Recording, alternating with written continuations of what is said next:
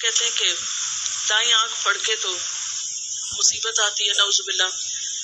ہتھیلی میں خارش ہو تو پیسے ملتے ہیں، رات کو جھاڑو دیں تو رزق چلا جاتا ہے، منڈیر پہ کوا بولے تو مہمان آ جاتا ہے، جوتے پہ جوتا ہے سفر ہوتا ہے، اور 1001 مثالیں آپ ڈھونڈ سکتے ہیں کہ جو توہمات ہمارے ہاں پائے جاتے ہیں اور اس سے خود بخود نتیجے نکال لیتے. اگر کوئی پوچھے یہ جو تم کہہ رہے ہو کہ ہاتھ پہ ہتھیلی پہ خارش سے ایسا ہوتا ہے پیسہ ملتا ہے، تو کیا غریبوں کے ہاتھ پہ کبھی خارش نہیں لگی ہوگی؟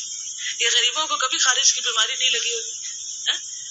یہ سب ہمارے اپنے فتوے ہیں اور یہ جھوٹی باتیں، ان کی کوئی حقیقت نہیں. یاد رکھیں مومن کا عقیدہ کیا ہے کہ نفع اور نقصان صرف اللہ کے ہاتھ میں ہے.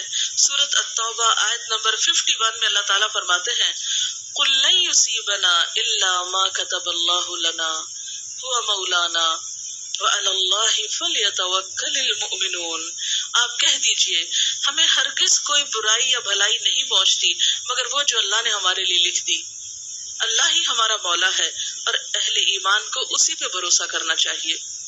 اور جہاں تک اس بات کا تعلق ہے نا کہ یہ جو انسان کو ڈر ہوتا ہے کہ کوئی مصیبت نہ آ جائے یا کوئی تکلیف نہ آ جائے، تو اس سے بچنے کے لیے حفاظت کی دعائیں موجود ہیں جو صرف سفر کے مہینے میں نہیں سارا سال پڑھنی چاہیے. صبح و شام کی دعائیں جو ہیں، مسنون اذکار جو ہیں، جس میں اگر باقی دعائیں نہ بھی آتی ہوں تو آیت الکرسی چاروں کل صبح شام پڑھ کے اپنے پر بچوں پہ دم کر دیں، انشاءاللہ بہت سی حفاظت کے لیے کافی. اسی طرح سورۃ البقرہ کی آخری آیتیں آمن الرسول سے آپ صلی اللہ علیہ وسلم نے فرمایا جو شخص شام کے وقت ان کو پڑھ لیتا ہے وہ رات بھر کے لیے اس کو کافی ہو جاتی، کوئی بلا ولا نہیں اترے گی، کوئی مصیبت.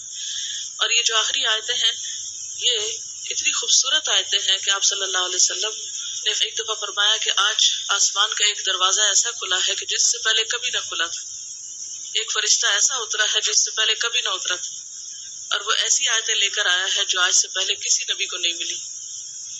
اور وہ اللہ تعالیٰ نے زمین و آسمان کی تخلیق سے بھی 2000 سال پہلے لکھی تھی یہ آیتیں. آمن الرسول سے آخر تک عرش کے خاص خزانے سے یہ آیتیں ملی ہیں ہم کو، ہم سے پہلے کسی امت کو نہیں ملی. تو اگر آپ مغرب کے وقت نماز میں مثلاً اس کو پڑھ لیں، عادت بنا لیں، یا کسی بھی وقت رات کو سونے سے پہلے پڑھ لیں، آیت الکرسی پڑھ کے چاروں طرف پھونک دیں، تو انشاءاللہ اللہ کی حفاظت پہ آپ رہیں گے. ورنہ کسی اور کے بس میں حفاظت نہیں ہے کسی کی. جو توہمات ہیں اس سے خود کو نکالیں، کیونکہ ان کا سب سے بڑا نقصان یہ ہے کہ انسان کام سے رک جاتا ہے، انسان کے ارادے متزلزل ہو جاتے ہیں، انسان کے اندر سے ڈٹرمنیشن ختم ہو جاتی، یقین اور ول پاور کم ہو جاتی. تو اس لیے ان چیزوں سے بچنا بے حد ضروری ہے.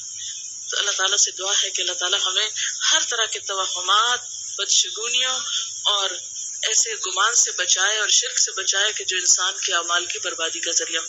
وآخر دعوانا ان الحمد للہ رب العالمین.